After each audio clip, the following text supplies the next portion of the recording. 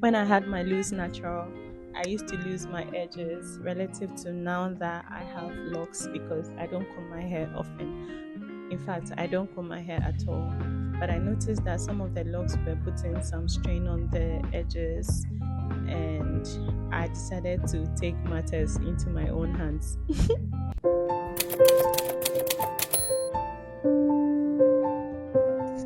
So early this year, I noticed that on the left side of my head, one of the locks were putting no, one of the locks, actually just one of it, was putting a lot of strain, as you can see on my edge. So I decided to cut it off. I noticed that if I cut it off and I left the hair loosely, there wouldn't be any lock stressing on it, like pulling on it, right? So I thought that would be a very good option. And in hindsight, I think it was um cutting it was a very good idea because now nobody is relocking that side, right? So it's just left loose like that, and it's been very, very good. And as you can see, it's not looking like something was even cut off from that side. I think this lock I threw it away or something. I don't remember.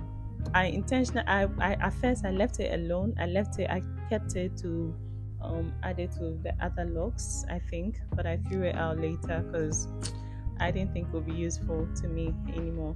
So back to the edges. That was what I did on the left side. On the right, I think this was rather on the right instead. Yeah. So that cut was on the right. But the one on the left, I decided to leave it alone because that one seems to be stronger. Looking back now, this what you're seeing right now is a very recent video where I put in a lot of effort to make sure that we don't put a lot of strain on the locks on the edges. I speak to the loctician, try to make him understand that I don't want too much stress on the locks on the edges, and he seems to understand. In fact, I noticed that anytime he's relocking and he gets to the edges, he leaves the stray hair out, those tiny little hairs.